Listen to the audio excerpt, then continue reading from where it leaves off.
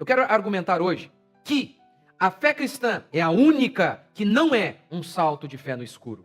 Dentre todas as religiões, ela é única. E ela também é única em relação à filosofia. A filosofia também é um grande salto de fé no escuro. Somente Cristo Jesus nos dá conhecimento sólido. Somente a Bíblia, somente a genuína fé cristã é um terreno sólido sobre o qual eu posso edificar a minha casa. Vamos ler então Lucas capítulo 1, versículo 1. Visto que muitos têm empreendido uma narração coordenada dos fatos que se realizaram entre nós, transmitidos pelos que desde o princípio foram suas testemunhas oculares, ou seja, eles viram, e ministros da palavra, pareceu adequado também a mim, excelentíssimo Teófilo, depois de investigar tudo cuidadosamente, desde o começo, escrever-te uma narrativa em ordem, para que tenhas certeza, na revista atualizada para que tenhas plena certeza da verdade das coisas em que foste instruído. O objetivo então de Lucas, ao narrar todo o evangelho, que é nada mais nada menos do que a história de Jesus Cristo, o objetivo dele é mostrar para Teófilo que aquilo que Teófilo ouviu é a verdade. Ele vai dar fatos, ele vai dar provas, ele investigou. Esse é o cenário que nós temos aqui diante de nós. Há um tribunal aqui. Lembra? Lembra que Jesus chama os seus discípulos de testemunhas, e eu já expliquei para vocês o que significa isso, e não tem a ver com o uso que a palavra testemunha tem sido usado em muitas igrejas. Não há nenhum problema em usar daquela maneira. Como se usa hoje? Uma pessoa, ela relata a sua vida antes de Jesus e depois de Jesus. Isso é chamado de testemunho, sem problema. Mas aqui, não é esse o sentido empregado. O sentido aqui empregado é jurídico, é um termo jurídico. É alguém que viu algo e está testificando a favor daquilo, diante de um tribunal. Essa é a ideia. Os discípulos, eles estavam ali para provar a verdade, para que tenhas plena certeza, Teófilo, das verdades em que você foi instruído. A grande ênfase do evangelho não é que ele faz bem, apesar de o evangelho fazer bem. Mas não é essa a ênfase. A grande ênfase do evangelho, a grande tônica do evangelho, não é o consolo, apesar de o evangelho consolar como ninguém. A grande ênfase do evangelho não é cura ou prosperidade, apesar de Deus poder sim nos curar e nos abençoar materialmente. Porque você pode estar saudável, de bem com a vida, próspero, consolado e ainda assim condenado, como o rico da parábola de Jesus Cristo. O que nós alegamos é que nós defendemos a verdade, que ainda que ao seguir Jesus você tenha que tomar a cruz e perder tudo, perder amigos e colegas e vizinhos e até a própria vida, você deve seguir. Por quê? Porque ele é verdade.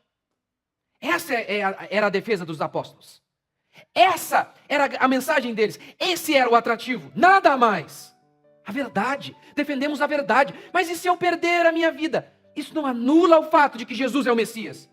Mas e se meus amigos me abandonarem? Isso não anula o fato de que Jesus é o Messias. E se me perseguirem? Isso não anula o fato de que Jesus é o cumprimento de todas as profecias. A verdade. Paulo disse em Timóteo que a igreja é coluna e baluarte da verdade. A igreja não é coluna e baluarte do entretenimento. A igreja não é um clube. A igreja não deve estar preocupada em prover todos os tipos de recursos e de ministérios para que as pessoas se sintam úteis na igreja. A igreja é coluna e baluarte da verdade. Ela sobrevive, ela se mantém de pé quando ela anuncia a verdade. Do contrário, é só um clube, é um show, é um espetáculo.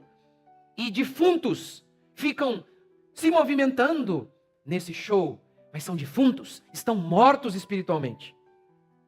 Mas você pode ter certeza da verdade. Esse é o objetivo do evangelho. Sabe cada história que vai ser narrada aqui? As curas que Jesus operou não tinham como foco principal. Quando é foco já é, né? Mas eu gosto de foco principal, vai redundante. Não tinham como foco a ideia de estimular-nos a ter fé para a cura. Isso faz parte. É claro que ao vermos isso, ao ouvirmos as histórias de Jesus, pensamos, ele é poderoso. Isso estimula a nossa fé para crer que montanhas podem se locomover. Mas o motivo primário do relato de Lucas e de todos os evangelistas é que por meio daqueles sinais, ele estaria dando evidências de que Jesus era o Messias. Por exemplo, Jesus andando sobre as águas. Não tem como alegar que os discípulos foram enganados ali.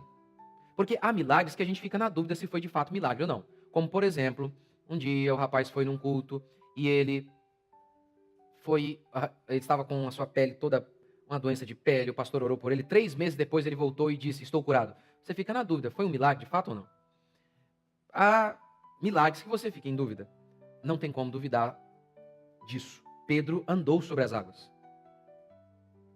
Jesus restabelece a orelha de Malco. Pedro pega a espada e corta a orelha de Malco. Jesus pega a orelha e recoloca a orelha. Jesus toca no leproso e a pele dele se transforma como de um bebê instantaneamente. Jesus ora por alguém que estava morto há 4 dias e Lázaro volta à vida. Jesus ora e não havia pão, 5 pães e 2 peixes. Uma multidão, milhares de pessoas são alimentadas a partir daquele cestinho. Não tem como duvidar dessas coisas. Não tem como, melhor dizendo, não tem como se enganar sobre isso. Aquilo de fato é um milagre. Ou seja, ou os discípulos mentiram quando contaram esses milagres, ou Jesus falou a verdade. Não tinha como Jesus os enganar em relação a milagres tão espetaculares quanto os milagres operados por Cristo Jesus. Então, esse é o grande objetivo de Lucas, de Marcos, de Mateus, de João, ao narrar essas histórias. Os sinais, diz João, muitos outros ele fez. Mas estes estão aqui para que vocês creiam. O que ele está dizendo? Gente, estamos em um tribunal. E aqui está Jesus. E queremos testificar que ele é o Messias. Queremos dar provas de que ele é o Messias. E temos muitas evidências a favor dele. Essa é a narrativa bíblica. Somos coluna e baluarte da verdade. Não somos o Circo du Soleil. Não. Não somos um lugar de entretenimento. A única coisa que havia no templo era oração, sacrifícios e exposição da Escritura. Só. Só isso. É só isso que deve haver num culto. Com a diferença de que o sacrifício hoje não existe mais, mas existe a ceia. É a verdade. É isso que nós anunciamos. Primeiro, narração coordenada dos fatos. Em que se resume as religiões? Não se resumem em narração de fatos. As religiões se baseiam na visão de um homem. Um homem, depois de muito orar, diz que ouviu Deus dando um parecer a ele sobre a realidade, sobre o início das coisas, sobre o fim de todas as coisas. Maomé, Joseph Smith, que diz ter recebido de um anjo a revelação da realidade, da salvação do homem. No que se resume as filosofias? Num homem com uma ideia, um homem que depois de muito pensar, diz que chegou a respostas para os dilemas humanos. Então é isso.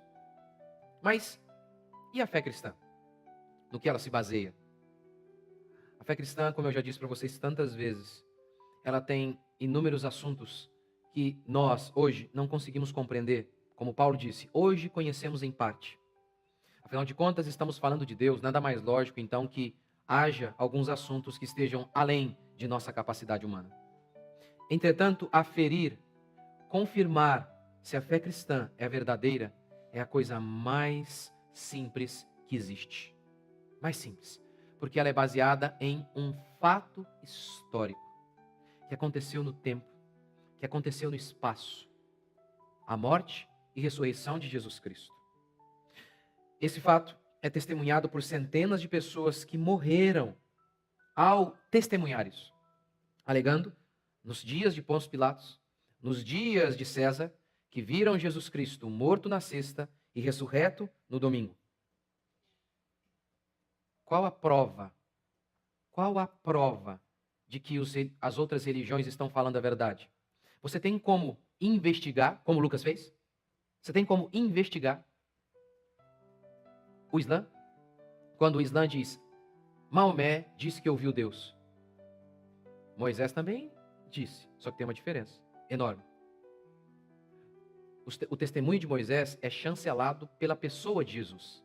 E a pessoa de Jesus é histórica e investigável. Investigável. Portanto, basta chegar à conclusão se Jesus é Deus ou não. Se Jesus é Deus, ele chamou o Antigo Testamento de palavra de Deus. Ele chamou os escritos de Moisés de palavra de Deus. Então a revelação de Moisés, dos profetas e de Daniel são confirmadas pelo fato histórico chamado morte e ressurreição de Jesus Cristo. Mas e as religiões? Você tem como investigá-las? Não tem. Maomé falou sobre vida após a morte. Você tem como investigar o que ele disse sobre vida após a morte? Não tem. Platão falou sobre vida após a morte no mito de É. Você tem como investigar? Platão disse que os injustos reencarnam. Como provar isso? Por meio de razão e de lógica? Não tem como. Não é possível. Não é possível. Não é possível. Você tem que dar um salto de fé no escuro e crer em Platão. Simplesmente crer. A fé cristã não é assim. Teófilo, eu vou passar para você, Teófilo, uma narração dos fatos que entre nós se realizaram. Porque eu investiguei. Você não pode investigar as outras religiões. Veja o que Pedro disse. Porque não vos demos a conhecer o poder e a vinda de nosso Senhor Jesus Cristo, seguindo fábulas engenhosamente inventadas. Mas nós mesmos fomos testemunhas oculares da sua majestade. Nós o vimos, aconteceu na história. Nós o vimos morto na sexta e ressurreto no domingo. A nossa fé é baseada nisso. É baseado nisso. Segundo, ele fez uma acurada investigação. Quais foram as fontes de Lucas, o médico Lucas? Marcos, em primeiro lugar, os escritos de Marcos. Em Atos 21:8, o texto bíblico diz que Lucas passou o tempo com Filipe, o mesmo Filipe de Atos 8. Lucas foi companheiro de viagem de Paulo, ou seja, ele viveu entre as testemunhas oculares. Ele teve contato com os 12, com os irmãos de Jesus, com sua mãe, e ele então disse: eu corri por todos os cantos, eu fui atrás.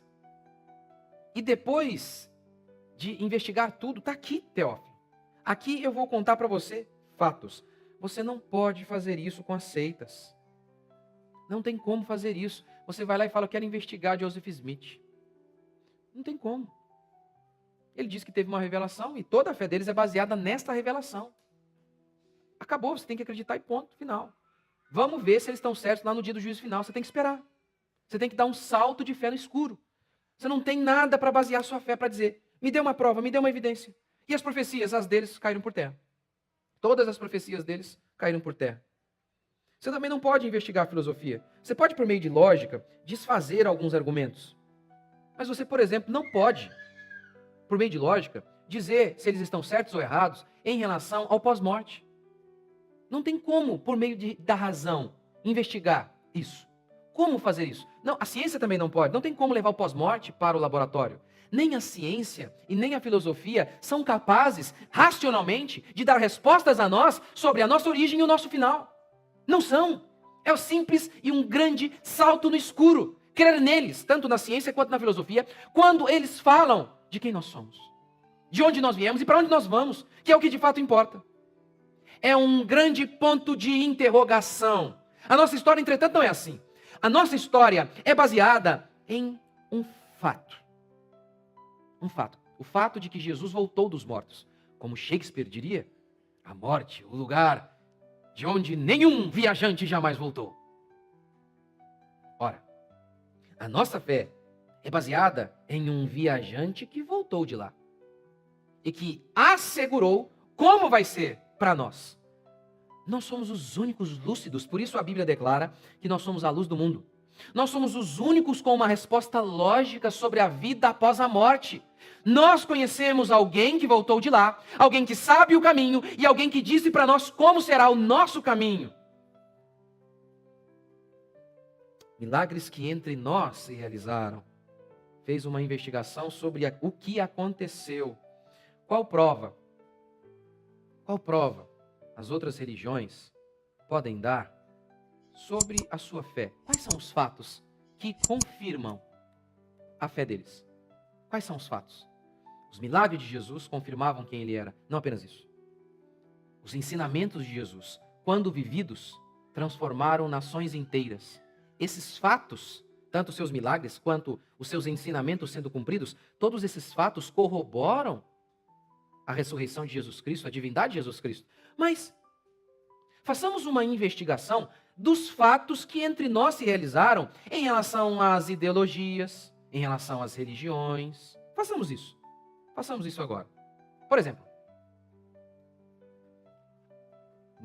Karl Marx. Karl Marx falou várias coisas. Karl Marx profetizou algumas coisas, apesar de ser ateu. O que aconteceu? Quais foram os fatos que entre nós se realizaram por meio dos ensinamentos de Marx? Marx disse que o paraíso viria à Terra quando a propriedade privada fosse destruída. Lenin dá o golpe bolchevique em 1917 e instala o caos na União Soviética. Vou falar um pouco disso quinta-feira. Na União Soviética, a extinção da propriedade privada, depois ele volta atrás porque não estava dando certo, mas enfim. O que acontece é o seguinte, a pobreza era tamanha que se você tivesse uma casa um apartamento com 3 dormitórios, o Estado tomava o seu apartamento e dizia, a partir de hoje, mais 2 famílias vão morar aqui. Cozinha, banheiro, área comum. Mas os quartos terão donos agora. Você precisaria, se quisesse comprar um carro, uns 10 anos mais ou menos.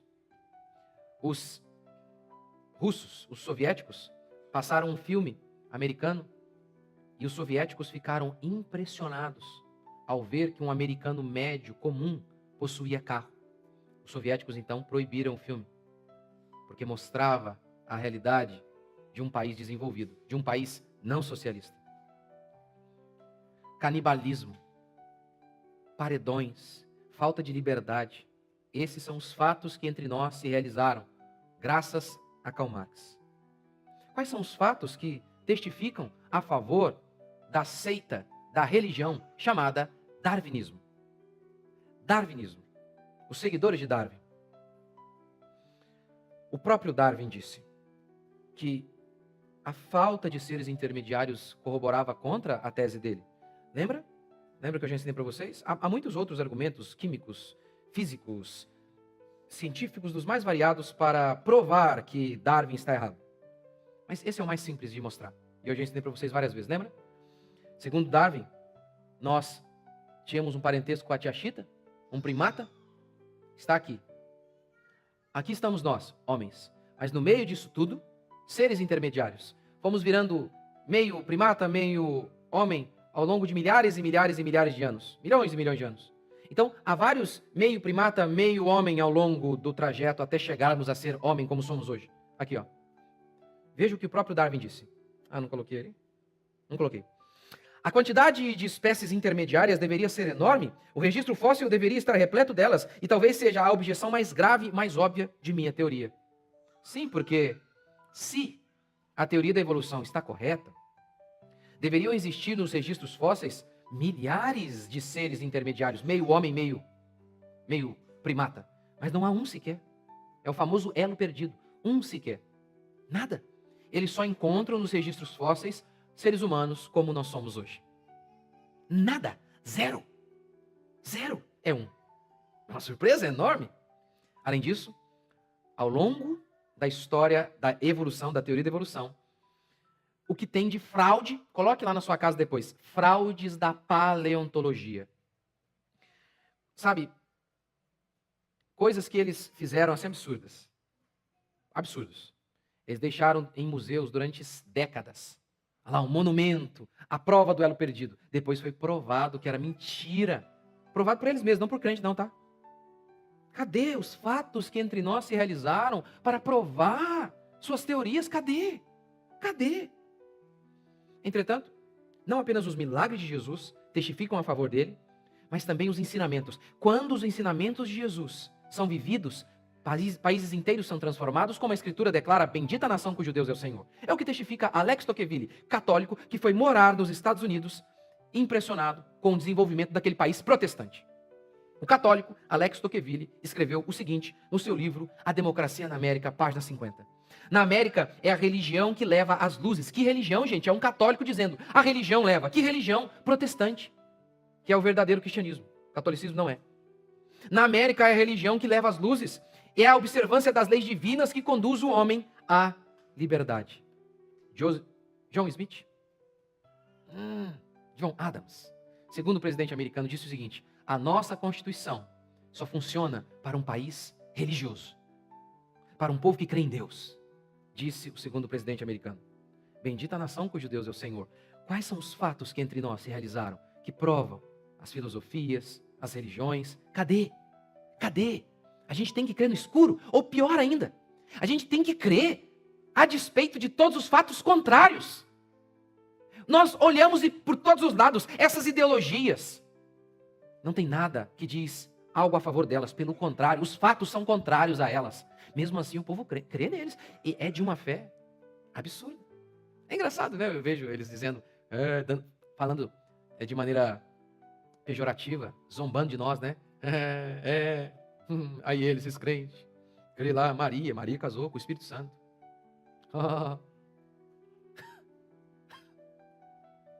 Vocês creem em algo muito maior, rapaz? Você crê que a ameba é o seu pai? Você crê que um peixe virou um dinossauro? Vocês têm muito mais fé que eu?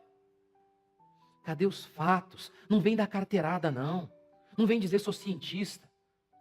Cadê a prova? Porque essa é a essência da ciência. Tem que provar. Cadê? Cadê? Terceiro, a Bíblia é a declaração da verdade.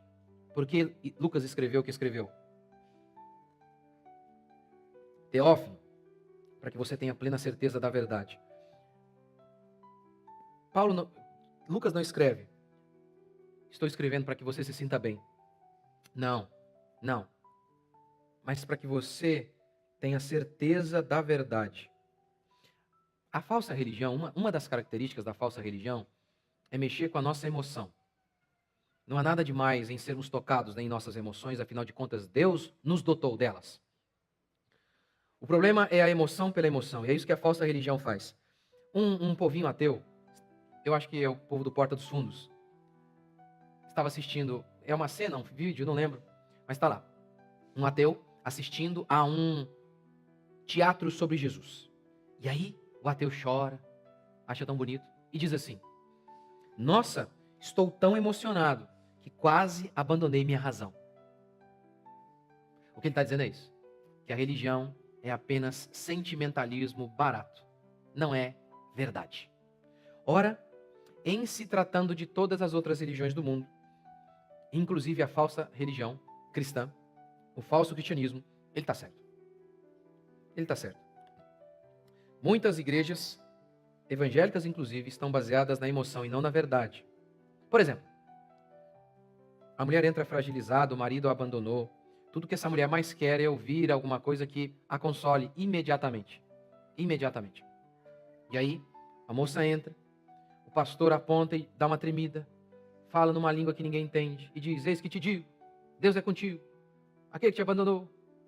Dá essas palavras assim óbvias, essas frases que, via de regra, vão acertar em alguém. E a pessoa fica emocionada. E ainda que Deus não tenha falado nada com o pastor, a mulher se sente sensibilizada. Você tem essas são as igrejas mais tradicionais. Você tem as igrejas mais modernas. É um pastor calça restart. É um pastor calça restart. Sua pregação num tom mais linear, de propósito, porque o povo está cansado da gritaria. Um prédio mais moderno, umas músicas mais contemporâneas e tudo isso com um propósito. Mas no final, a roupagem dessa igreja é diferente, mas a mensagem é a mesma ainda. É a mesma. Mexer com a emoção das pessoas, ainda que não haja verdade. Ainda que não haja verdade. 1 Timóteo 3, Paulo disse o que eu falei para vocês agora há pouco, que a igreja é coluna e baluarte da verdade. A igreja, ela é uma família. A igreja é um lugar de consolo. Mas se não houver verdade, isso é um clube. É um clube. E muitas igrejas são clubes. Muitas igrejas são clubes. As pessoas, elas precisam de relacionamento. Elas precisam de amigos. A vida sem amizade é terrível. Então as pessoas encontram na igreja, em algumas igrejas, isso, um clube. Um lugar em que elas fazem alguma coisa que ela gosta. Por exemplo, tem gente que gosta de tricô e tem outra que gosta, sabe do quê? De mexer no som. Aí ele se encontrou na igreja. Ele falou, eu fui ali, a igreja tem um ministério do som. E hoje tem igreja, tem um ministério de skate, tem ministério de tudo que você puder imaginar, tem igreja. É assim. E aí a pessoa vai lá, ela se sentiu útil, a igreja oferece isso. Tem um ministério disso, daquilo outro. Tem o que você puder imaginar. A igreja tem programas para você andar de bicicleta. Programas para você fazer caminhada com o pessoal da igreja. Ela fala, me encontrei. Tem tudo que eu preciso aqui. E tem amizade gostosa. Ninguém nunca me perturba. Maravilha. Ora, isso é um clube. Se não tiver verdade, isso é um clube. Isso é um clube só. É simplesmente um clube. Veja o que um ex-mormon disse. Os mormons que eu conhecia eram tão bons. O programa que tinham para a juventude era atrativo, ao extremo. Algumas de suas igrejas tinham até ginásio de esporte. Os bailes patrocinados pela igreja pareciam muito convidativos. Tá vendo? Tinha esporte. Tá vendo? Tinha esporte, tinha festa. Claro, nós como igreja podemos ter. Nós como igreja, na realidade, fazemos isso. Nós temos festa. Mas não são evangelísticas. São simplesmente a organização natural de uma família que festeja também, que faz aniversário. Mas não tem nada de evangelístico. Não é como se fosse um programa. Não, em muitas igrejas é um programa. Isso é um programa, é um ministério. Eles chamam de ministério. Esses inúmeros ministérios. Os mormons procuravam pessoas para compartilhar a fé. Era um povo aciado, trabalhador, suas convicções fortes me atraíam. Pareciam ter um grande senso de autoridade e muita união. E, no entanto, estão errados e são hereges. São uma seita. É fundamental entender isso. Teófilo, eu vou falar para você a verdade. Sabe por quê? Sabe por que essa igreja moderna não surtiria efeito naquela época de Paulo, de Jesus, de Lucas? Pense o seguinte. Nós temos esse prédio aqui do lado, né? Esse terreno. Vamos construir aí. Talvez vamos construir aqui uma quadra, quem sabe. Vamos fazer muita festa aqui. Pense assim. A igreja está sendo perseguida. Pessoas são decapitadas. Há mulheres de cristãos que estão sendo estupradas. Crianças estão morrendo também. Pense nisso aqui, ó. Pense nesse tipo, eles chamam isso de evangelho ainda. Pense nisso aqui, ó. Ei, vem para nossa igreja. Tem quadra de esportes. À noite, você pode morrer. Se você aderir à nossa fé, à noite você pode morrer. Mas vale a pena, porque o time da igreja é bom. Ou, pensa assim. Na nossa igreja, nós fazemos caminhada. A gente anda de bicicleta. Tem um grupo do povo que anda de bicicleta. Se você aderir a nós, você pode ser torturado à noite. Mas vale a pena, porque o passeio com a gente é tão gostoso. Akuma? Você acha que isso seria sedutor o bastante para aquele povo? Não era. Tinha que ter uma convicção muito plena para ser devorado por um leão, gente. Aquele povo foi atraído, independentemente do que aconteceria. Por quê? Porque eles tinham convicção da verdade. Lembra de João Batista? Eu vou falar dele mais à frente. João Batista, eu vou mostrar para você aqui no mapa, as pessoas saíam de longe, não havia carro naquela época. Eles andavam dias para ouvir João Batista. Chegando lá, não tinha salinha, não tinha nem cadeira, não tinha nada. E um cara xingando o povo ainda, suas cobras.